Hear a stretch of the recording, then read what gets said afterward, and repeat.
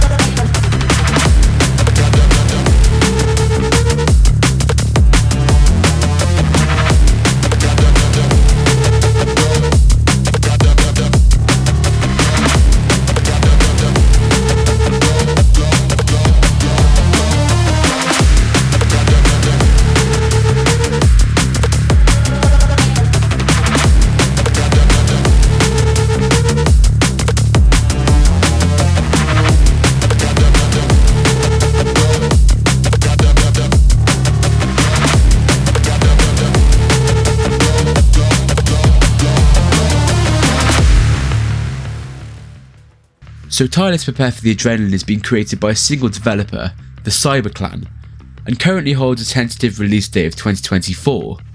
It's been in development for quite a while, as you can actually play beta builds stretching all the way back to 2020. So what is Tireless? Well, Tireless is a speedrunning game, actually, and it's essentially the ultimate reaction time test. How fast can you learn your controls and how fast can you perfect your ability to use those controls? You get a certain amount of respawns every level, but if you're good enough you can maneuver in between parts of the level to gain spheres that will increase the amount of respawns that you have, and it all adds up into various different levels. Currently there are only 3 levels, but you can play them on each of the 3 difficulties, which I did. So I basically played 9 levels because each difficulty setting does change up the game quite a bit. I'll come back to that later, but for now just understand that you should definitely start this game by playing the tutorial and then playing on the easiest difficulty setting, because if you don't, it will crush you. You need to know exactly what controls you're pressing for exactly what time, because you're giving an extraordinarily short amount of time to perform that action. As you can tell by the title, Tireless Prepare for the Adrenalin is all about going fast, so you're not exactly given a huge amount of breathing room to learn those controls. They come with instinct, which is why I'm really impressed that this game works as well as it does, because not only is every single element of the game designed around that sense of speed, but it all works pretty much perfectly. For example, the levels are all designed so that you're twisting and turning as little as possible, while keeping just enough twisting and turning so that when it does come, it comes as a surprise. And a lot of what gets you through these levels depends on your mastery of the controls and your speed of stuff like sliding and dashing, things that you can use to enhance your sense of speed even greater than it already is. This is an absolute thrill ride of an experience that the CyberClan has built, and I personally can't wait until it releases for real.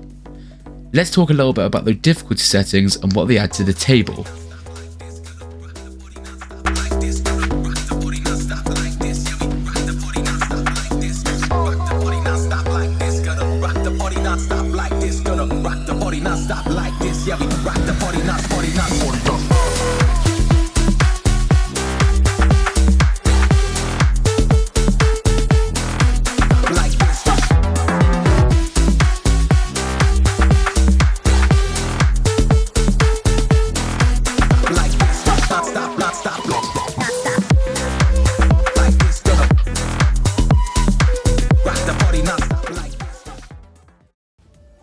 So I've said before about the different obstacles that you have to face, but what I haven't told you is that each difficulty setting ramps up one specific type of obstacle. For example, medium difficulty ramps up a lot of the braking obstacles. For example, when you're going quickly, often the game will ask you to slide and then dash to break an obstacle.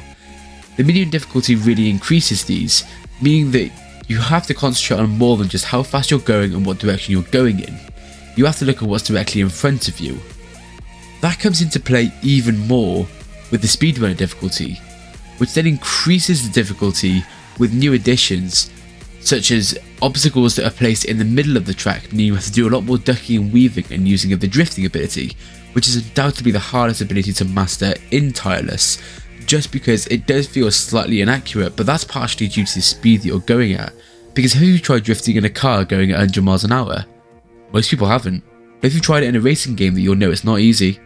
It's the same here, but the amount of precision that the game demands of you means that you not only have to master exactly which button to press and when to press it, but also how much to press it for, because if you try to drift too often, you are going to end up dying or going off the side, which I've done far too many times and it's incredibly frustrating.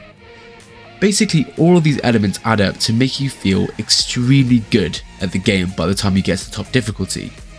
It's almost like playing Ghost Runner. If any of you have played that, it was an absolutely outstanding game. It was all about first-person combat, quick reactions and quick decision making.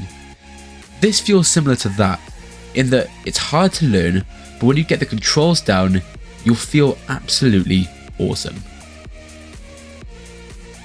Tireless Prepare for the Adrenalin is very interesting, it's very difficult, but it is also insanely fun. And I would say that if you can, go and download this, and if you've got a chance, make sure that you play the levels on the highest difficulty possible, because it makes you feel absolutely insane. I'll definitely be reviewing the game should it launch in 2024, so if you're interested in watching a review of this game, then be sure to subscribe to my channel. Make sure to go and check out on Wishlist Tireless on Steam. It'll be on my curator page once that page is made, but it will be linked down below. And with that being said, guys, I hope you all have a very nice day, and I will catch you all very soon in my next video. Bye bye.